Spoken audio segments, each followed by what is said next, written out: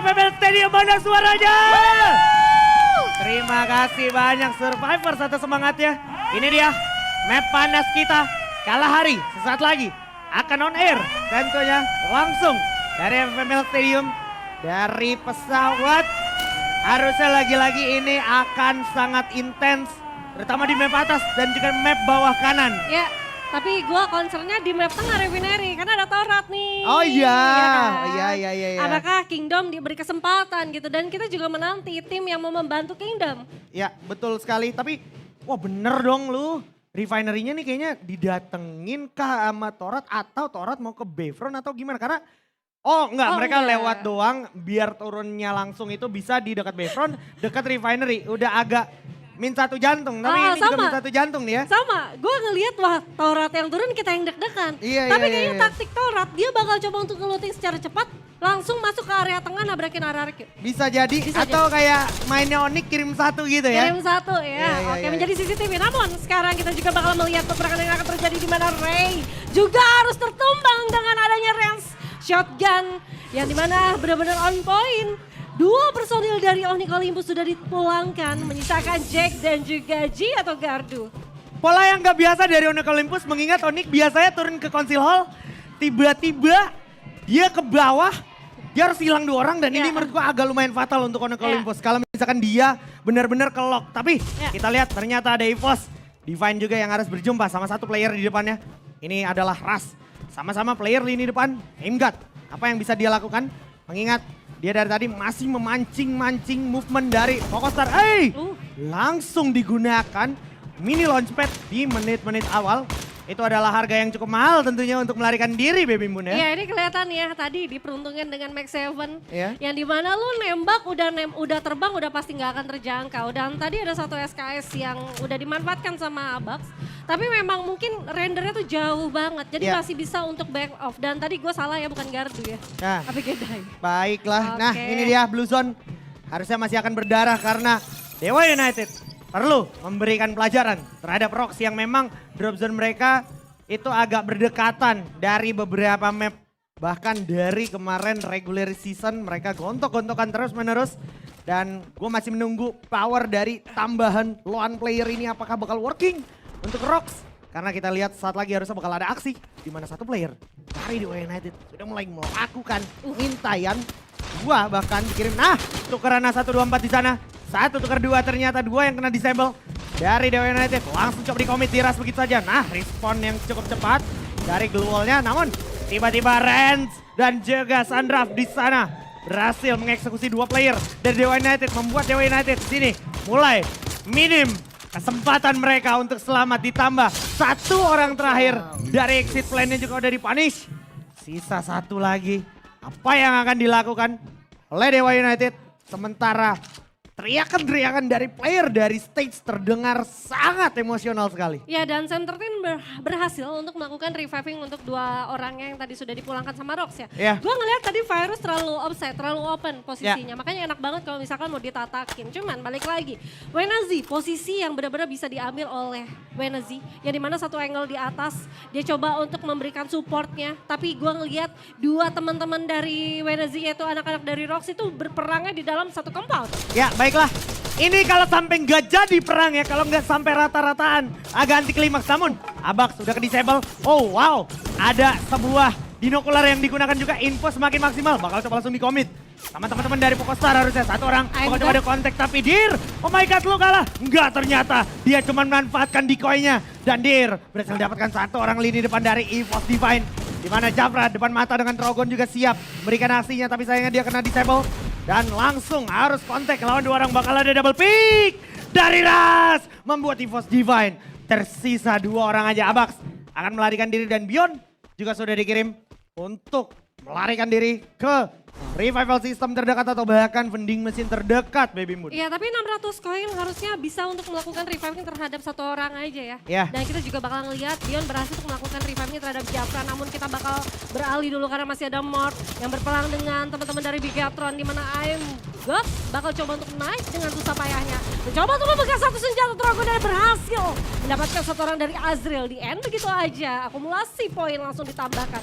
Dari kejauhan kelihatan teman-teman dari Bigatron udah pasti langsung ditatakin aja. Namun dari jarak dekat masih ada Koje juga yang bakal coba untuk mencari informasi lagi dan Keong berhasil untuk dipulangkan. Aimbo juga harus terkena knockdown tapi masih bisa untuk dibantu begitu aja Jispen. Gue kemarin di regular season nggak mau confirm ini tapi di semifinal day gue ngeliat banget Bigetron itu kayaknya emang gak bisa diajak war dengan kondisi open field sama ada higher lower ground yang terlalu tinggi gini. Dengan kondisi mereka lagi ke split, Bigetron gampang banget kena panis. Tapi beda cerita kalau dia di kompon-kompon sempit. Yeah. Itu banyak banget clutch moment yang bisa tercipta dari Bigetron. Dan di momen ini gue bisa bilang akhirnya kayak Morph sukses banget memanfaatin kelemahan lawannya. Iya dan gue bisa bilang chemistry Bigetron berarti peperangan jarak dekat kan. Yeah. Tadi di Purgatory berkaca di area sentral, di area satu kompon atas. Mereka Betul. sukses untuk memulangkan satu tim. Yeah. Dan sekarang kita bakal lihat apakah teman-teman Bigetron satu orangnya bisa coba untuk back off. Dan sekarang sembari kita melihat di pojok kanan ada sang Predator kita masih dengan RRQ Abai. Dengan poin 8 kill eliminasi. Emang Predator itu bukan sekedar manusia biasa ya. Alien dia. Ngeri banget ya. Pun kalau diakumulasikan kayaknya Abai fix masih akan jadi Predator season ini. Benar-benar tanpa adanya kontender-kontender yang berdekatan. Beda cerita sama season 7 yang Predatornya tuh ada 3. Yeah. Karena angkanya sama semua totalnya ya. Kalau sekarang kita ngelihat Abai masih konsisten dari Liga PES. Ya. Sampai sekarang semifinal tuh masih dipucakin sama namanya Abai. Benar. Dan prediksi skala bener dong berarti. Yoi, Dan- mantep banget ya. Nah, Ya. sekarang kita lanjut lagi ternyata ke arah Dewa United. Masih belum selesai. Ini memang tentang nyali, tentang gengsi, tentang taji. Dan juga tentang eksistensi dari kedua tim ini yang memang saling gontok-gontokan di drop zone-nya. Dari map ke map, dari rotasi ke rotasi. Seolah-olah FFML milik mereka berdua. Ini mereka 10 tim lainnya kontrak. pakai HT gak sih? Aduh. Informasinya bener-bener mereka berdua doang yang ketemu nih. Dan Iya. sekarang kita juga bakal ngeliat sepertinya teman-teman Dewa bakal coba untuk melakukan pembegalan sih. Iya. Karena teman-teman dari Rox kalau misalkan dia nggak punya satu mini launchpad. Udah gak bisa kabur. Bener nggak bisa. Ini udah gak bisa kabur. Nah ini tinggal gimana Virus. Kalau Virus bisa eksekusi at least dapat satu rehan. Ini bisa mutlak menang untuk Dewa United. Asal mereka gak kalahin Mister 17. Pick off yang mahal banget menuju ke arah YNC membuat Rox agak minim kekuatan di lini belakang mereka. Rehan tapi masih bisa gocek-gocek sana sininya. Lawan Virus tapi bisa di counter dulu sedikit. Virusnya tumbang. Di tangan seorang Besto juga. Baik banget di depan mata pakai RGS. Nyalinya tinggi banget untuk dia agar nggak kena RGS sendiri. Itu bagus banget ditambah Sandrap. Berhasil dapetin Virus, M13 dapetin YNC lagi. Berhasil ke revive tadi tapi sekarang malah Dewa United pisau bermata 2 dan ternyata ditambah 1 di depannya jadi 12 untuk Dewa United. Oh my god, Dewa, astaga. Padahal sebenarnya posisi udah dimenangkan mutlak Dewa United. Tinggal sih gimana eksekusinya mereka saja. Tapi kita bakal keep dulu aja Sven, karena masih ada AMGAT yang ternyata saat ini sudah langsung aktif dan langsung tersungkur. Kita juga bakal ngeliat 2 personil yang masih hidup dari EVOS Divine. Ada Abax, coba untuk spray menggunakan satu grozanya ke arah North. Northnya juga harus terkena knockdown, tapi masih bisa untuk diselamatkan karena masih ada satu bantuan dan satu global yang agak sulit sepertinya coba untuk dilululantakan menggunakan satu groza. Betul sekali dan posisi yang menurut gua agak kurang strategis di waktu mendatang untuk EVOS Divine. Karena bakal banyak potensi serangan datang dari arah yang berbeda. Dan itu membuat EVOS Divine benar-benar kelok di dalam kompon yang mereka miliki sekarang. Tapi Lim, sang kapten muda berbakat kita juga tentunya tetap memberikan pressure-nya. Dengan grenade, Deer datang. Mentok kejedot dulu dikit sama Deer-nya. Masih belum maksimal menggunakan dia punya grapple hook. Nah, naik ke atas ternyata Faiz turun lagi. Oh my god, kolaborasi yang sangat indah. Dinamika yang sangat baik dari Pokostar membuat Genesis Dogma tentunya udah ke-trigger. Banyak sekali resource, banyak sekali skill yang harus digunakan di atas. Dan Genesis Dogma udah kepantik apinya dan terlanjur panas. Harus benar-benar dituntaskan sebelum tim lain ikut campur juga Baby Moon. Ya gue setuju sih dengan adanya resource yang mereka buang-buang yang artinya meminimaliskan resource dan ini adalah kesempatan Poco yang coba untuk nanti all in Iya. ke area atas. Kita tinggal nunggu segimana adanya orang ketiga. Iya. Karena dekat-dekat mereka tuh masih terpantau jelas oleh teman-teman dari EVOS Divine. Tapi EVOS Divine juga sadar kalau misalkan mereka ikut campur ini perangnya belum ada karena notifikasi killnya belum muncul. Betul. Dan kita juga masih menunggu timing yang tepat karena Poco juga tidak mau terlalu terburu-buru. Dia coba untuk menghabiskan segala kebutuhan teman-teman dari Genesis Dogma. Sehingga Genesis Dogma benar-benar nggak bisa kemana-mana dibuatnya. Baiklah. Dan gara-gara momen Boyah tadi membuat RRQ Kazu naik di papan leaderboard kita sementara dan Onyx Olympus stay. Dewa United agak turun. Begitu juga dengan Rox. poinnya tapi benar-benar tipis, benar-benar ketat, seketat itu. EVOS Divine perlahan naik. Tapi kalau misalkan di round ini dia nggak dapat banyak poin, agak PR ngejar di 2 round yang tersisa Baby Moon Iya ya. PR banget dan kita ngeliat EVOS kehilangan Jafra yang artinya mereka belum bisa untuk melakukan reviving. Karena kelihatan ya dari Abax dan kawan-kawan itu tidak mempunyai koin. Dan kalau misalkan mereka menuju ke area Finding Machine itu beresiko sekali aja. Betul. Dan tadi kita juga ngeliat ya. Pokostar. Baru 15 poin dari 3 game yang udah berjalan. Berarti pressure itu nyata ya. Berarti dia dapat 5 poin aja setiap game ya. Average-nya 5 game. Itu benar-benar nyata sih pressure untuk Pokostar. Nah, Genesis Dogma masih belum selesai ternyata perang tadi di area marble-nya.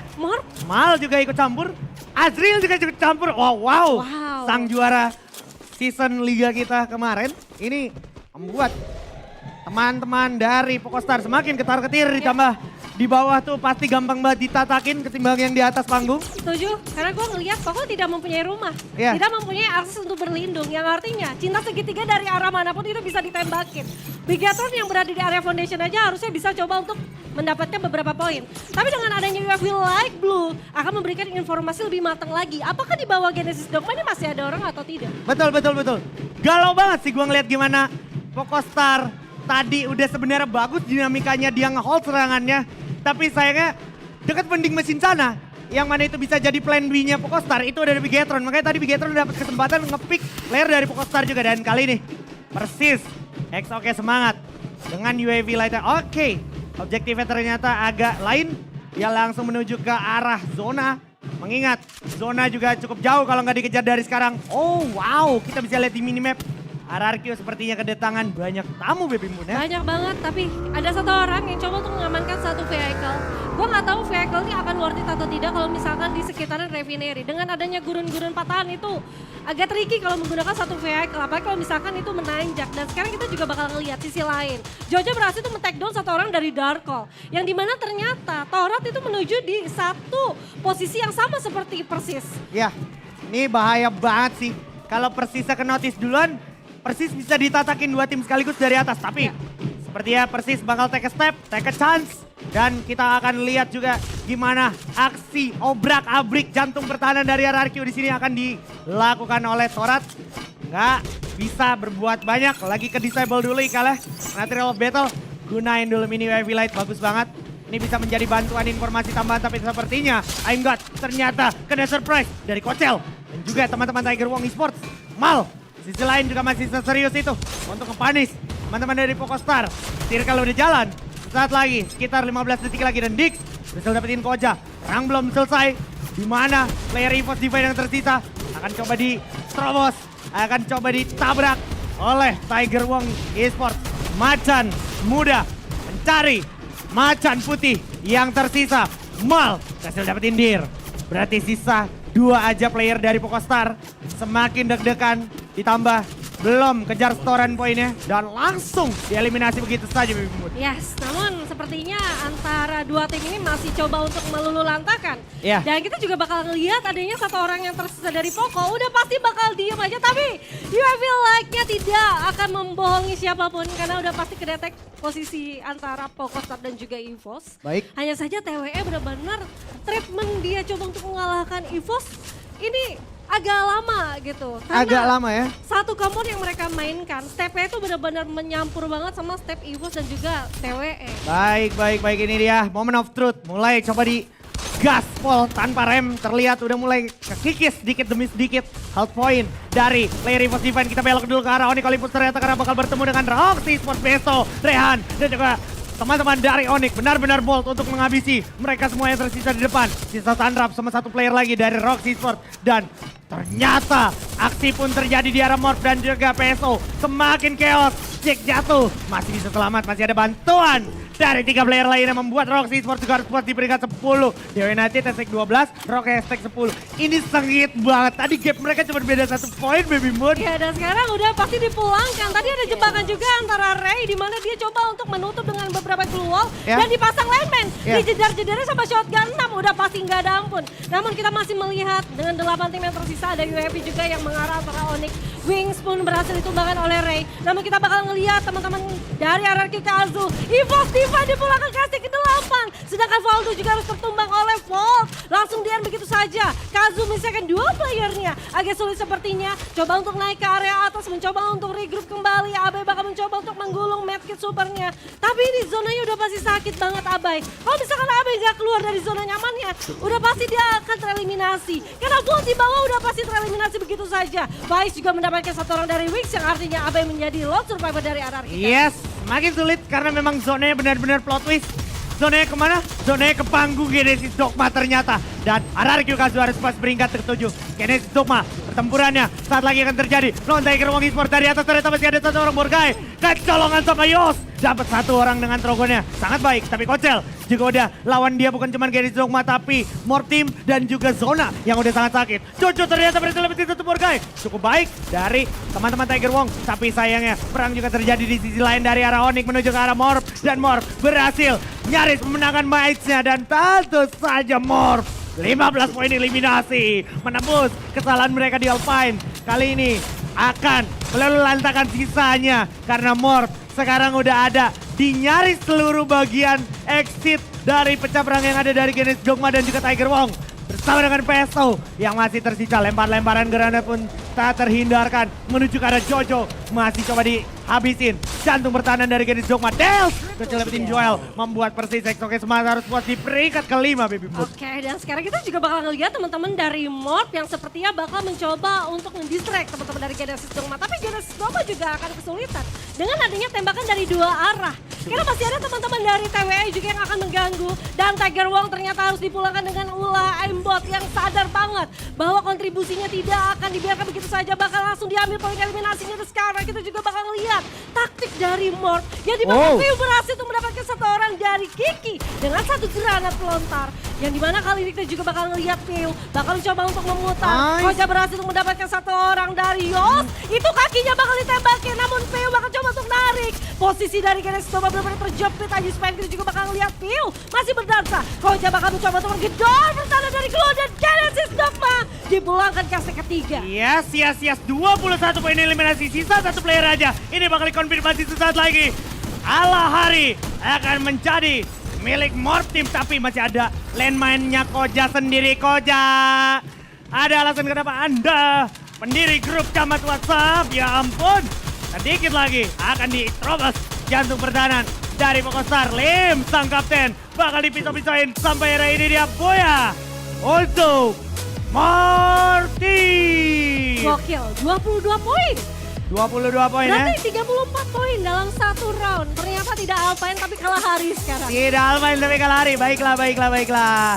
Masih termaafkan akhirnya ya. Yes. Karena memang ini Morph nih harus banget nih dapat sense bermain kayak begini selepas ini di semua map. Nggak melulu di Alpine doang ya. Ya, dan gue sebenarnya ngelihat Morph itu nggak ada yang ganggu. Di awal dia berhasil untuk mendapatkan beberapa poin eliminasi di area mamut. Nah ini dia posisinya. Dia menang pertempuran dengan adanya gaya gameplay mereka yang lincah di area gurun. Dan itu membuat seorang lawannya tuh bener-bener pusing. Ini stepnya di mana? Karena ditambah grappling hook, ya kan? Dan gue ngelihatnya RRQ Kazu ternyata tidak sukses untuk mempertahankan Revinary. Begitu juga dengan Genesis Dogma yang akhirnya terlepas dari genggaman Pokostar. Karena adanya gangguan tembakan dari Bigatron dan juga TWE. Makanya Pokostar menjadi lone survivor tapi sampai akhir, sampai ke late game tidak termati sama sekali. Itu dia. Akhirnya bisa dibilang ini